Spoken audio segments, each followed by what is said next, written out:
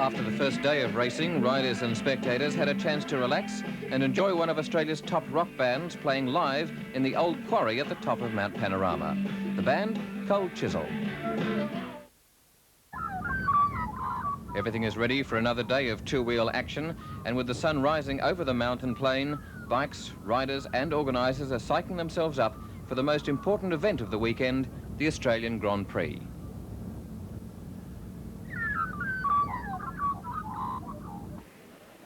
And a capacity field on the grid for the first Grand Prix of the weekend, the Australian 350cc Grand Prix, over 8 laps, 49.38 kilometres around Mount Panorama.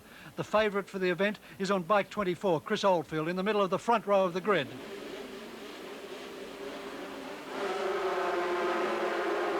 And it's Oldfield slamming into the lead over to get a good line into Hell Corner, and behind him comes bike 11, Don Hollick from Victoria. He won't stay there long, because also in the field are such riders as Michael Dowson, and we saw right up near the front the Queensland rider Terry Paviel having his first ride at Mount Panorama on a TZ Yamaha. A huge field of bikes up over Mountain Straight for the first time.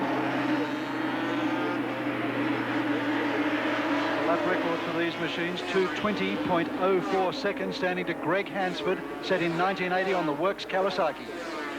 Up through the cutting and across the top and pulling a mono wheel, and it's Chris Oldfield who has the lead at the moment on bike number 24. The TZ 350cc water-cooled Yamaha motor in a Bermuda frame, a specialist frame from overseas.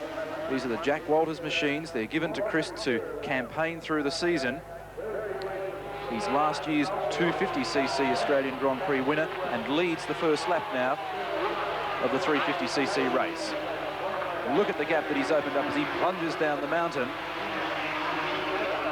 Number 24 in the yellow.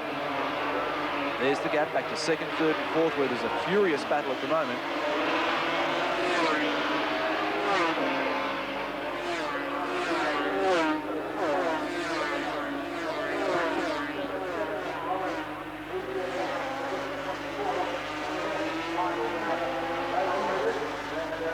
On to Conrod, straight for the first of 8 laps of the Australian 350cc Grand Prix, looking at upwards of 250 kilometres an hour.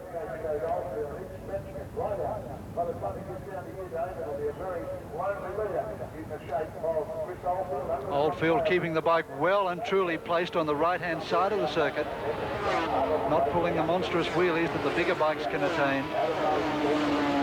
A big braking duel as they come down into the stop corner for the first time. Third line is Terry Paviel from Queensland in second position, narrowly ahead of bike 77, Neil Robinson. And bike 1, the Western Australian, Michael Dowson.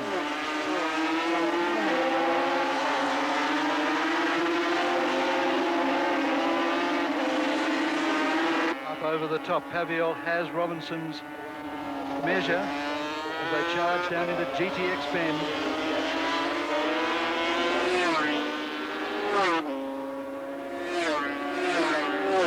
Just half a lap remaining now to complete the 1983 Australian 350cc Grand Prix, and the real question and the real dice in the race at the moment for third and fourth to be decided between Terry Paviel and Neil Robinson. Paviel in the lead at the moment on bike number 39 as they come through McPhillamy. Robinson in second place, but watch once again as Robinson closes the gap as they come back down off the top of the 850-metre mountain.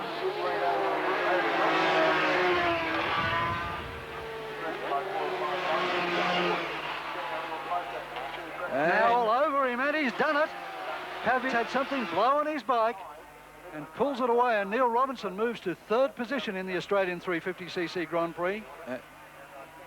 As we watch our leader come down Conrod, I'd suggest that Robinson a very lucky rider then, that he didn't pile straight into the back of Paviel's rather sick bike. Excellent reactions, in fact, because he managed to pull round him when the bike pulled up very quickly indeed. And now we come down to the last corner of the 8 laps. And it's Chris Oldfield through Murray's Corner for the last time to take the checkered flag and win the Australian 350cc Grand Prix at Mount Panorama. Second place, quite close behind, comes Michael Dowson from Western Australia, and now third position, young Neil Robinson, the find of 83, goes through to third position. And the official results of the Australian 350cc Grand Prix over 8 laps of the 6.2 kilometre Mount Panorama circuit. Chris Oldfield first, Michael Dowson second, and Neil Robinson, just wait for him in future, in third.